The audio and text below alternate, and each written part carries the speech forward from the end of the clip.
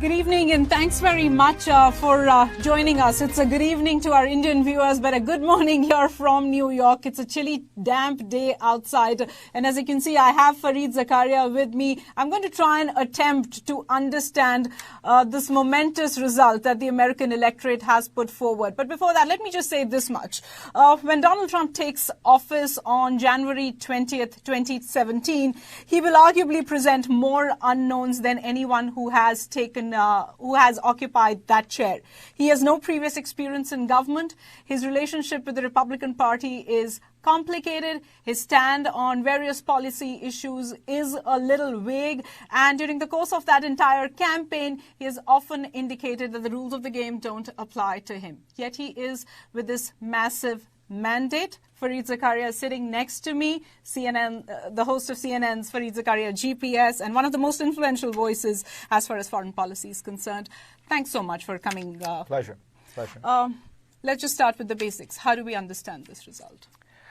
Well, let's start with the real basic, which is we all got it wrong in the sense that no one predicted the nature of this victory. If you look at the last few polls, the last 7 polls really before the election, I think Hillary Clinton was up an average of about 4. True. He appears to have won the Electoral College, though not the popular vote. It still suggests that there was a 4-point error, because they are essentially dead even in the popular vote. That's quite unusual. That is a very, very unpredictable, unexpected outcome. But if you think about it in broader terms, outside of just the United States, what Trump represents is the rise of a certain kind of right-of-center cultural populism and nationalism that is sweeping the Western world. True. You see it in Brexit. You see it in the reaction to the refugees in Germany. You see it in the rise of right-wing populist parties across the Western world. It's very different in Latin America and in Asia, where there you don't have this. And of course, what that suggests is that the countries of the old industrial order have faced these twin forces of globalization and migration. And you are now seeing a reaction to it. For 25 years, people have watched as globalization and migration have transformed their countries, and now they're reacting. And the reaction is loud and angry. I know when you came on the channel post-Brexit, there were natural corollaries that were being drawn as far as the rise of Donald Trump at that point in time was concerned. In a year when you have had 2 major incidents of this nature, Brexit, again, towards protectionism, inward looking, do you believe this is concentrated to the European world? This is something that's concentrated in that landscape? I do. I think if you look at the nature of this kind of phenomenon in India or in China or in Russia or in Japan, what you see is something different. It is a kind of populist nationalism, which is we want our country to be strong, we want to stand up to the world. But certainly in India, as you know, it's very much one that wants to integrate with the world, that wants to trade with the world. Same is true in Japan. Largely true in China. It's more a kind of foreign policy nationalism. Here, it is, as you put it exactly right, it's a kind of a wanting to close yourself off to the world. This sense that, being open. I think the new political divide in the world is not left and right. That was the 20th century's divide. The new divide is open and closed. And the Democratic Party, in a sense, stood for openness. Openness to goods, ideas, services, and people. And what Donald Trump represents is a group of people, a very large group of people who say, no, we want to close ourselves down. We want to have barriers, borders, checks, whether it's about Mexicans, whether it's about Muslims, whether it's about Chinese goods, it's all the same. Close. So this particular mandate then sort of articulates this view of America, this idea of America. And yes, through the campaign, you saw both parties actually illustrate or articulate very, very different ideas of how they want America to be. Do you believe this is a rebuke? This is a big rebuke by sort of the white, non-educated male and female to the Democrats, that you simply haven't stood for anything that we stand for? I think that these were in some ways the kind of forgotten people, the people who did not prosper as much from this world of globalization and who also felt threatened by these cultural changes. They looked around in their towns and cities, and they saw nothing good happening to them, and then they see the world of the cities and the metropolises in which there are lots of minorities, there are lots of working women, there's a black man as president. And there is a cultural reaction to it. I don't think it's all race. I think there is a kind of cultural feeling of losing your country. But there is also a racial element. You cannot pretend that for example, the reaction to Barack Obama is not in some part a reaction to the first African American president. So I think that's all true. I think it's important to remember at moments like this that, Hillary Clinton appears to have won the popular vote. In most presidential, I believe in every other presidential system in the world, she would be the president. But of course, the rules are what the rules are, and everyone went in, playing those rules. Donald Trump is entirely legitimately president of the United States. My point is, there is also a very large group of people who supported the vision that the Democrats and Hillary Clinton were presenting. This country really is divided almost on a kind of fine balance, 50. I mean, look at their share of the popular vote. It's 48-48. I put this question to Anderson Cooper just a few days ago, and I think we were just 2 days before voting was to take place. And we asked him, what does this broad acceptance of Donald Trump indicate about American society?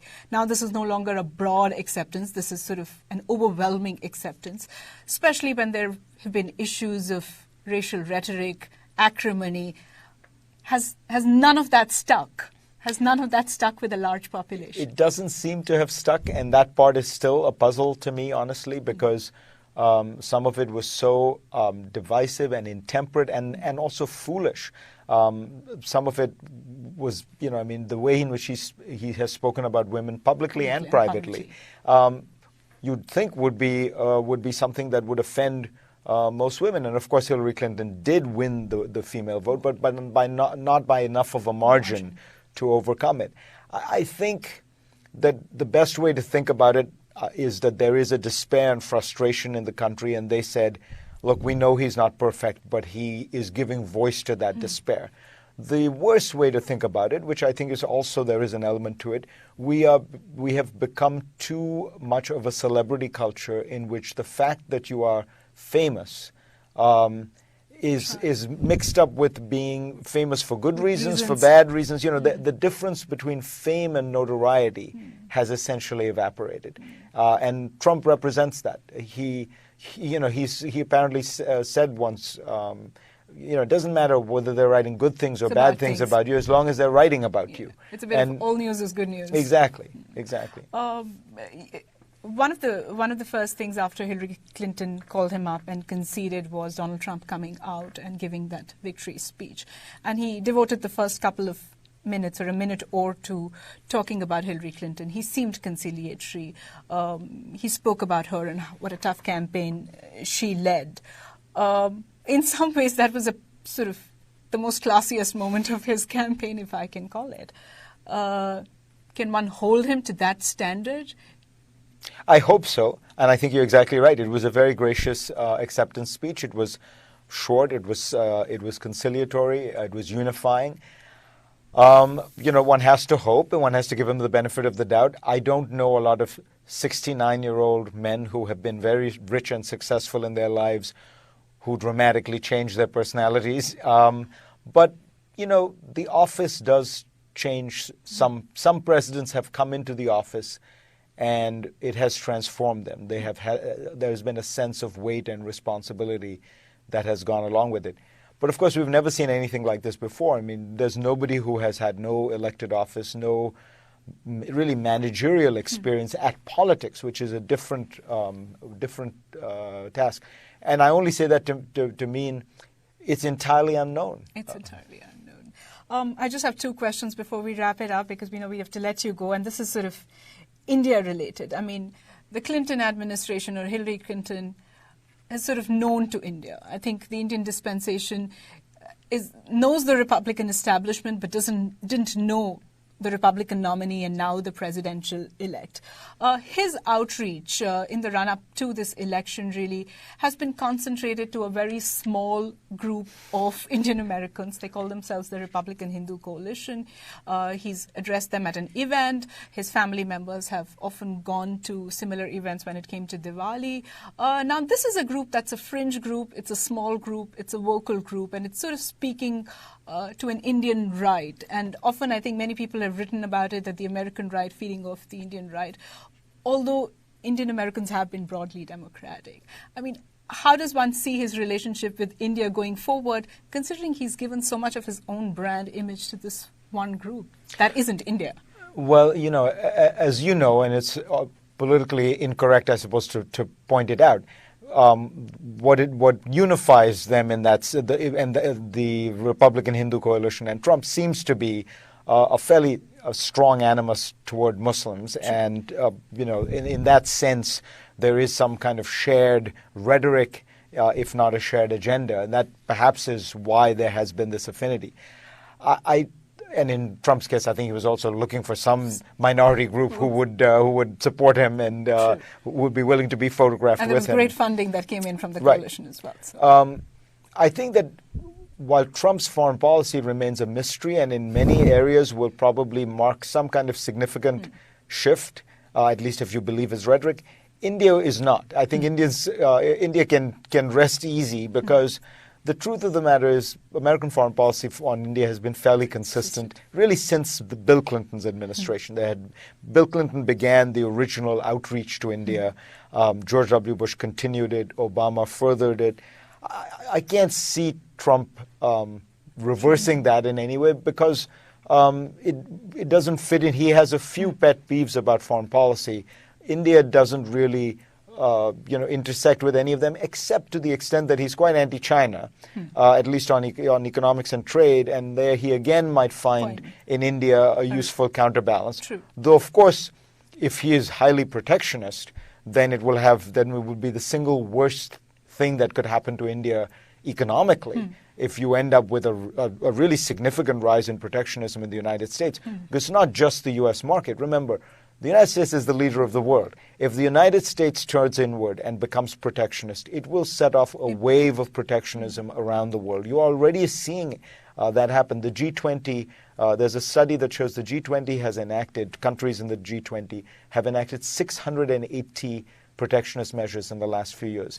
This is a huge spike up. So we're in there is a backlash to globalization going on around the world. And if Trump moves America in a protectionist direction, all the nice things he says about Hindus and all that will mean nothing because it will actually have a fairly severe impact on India in the long run. I just want to get in a quick word on Pakistan before we wrap up this. I mean, terror in Pakistan are sort of linked challenges that both countries are facing. Do you think there's going to be sort of any further support, or there would be a different reaction if a situation like what happened on the line of control where India conducted a surgical strike, would that get a different kind of response? I think that the problem in Pakistan, the U.S.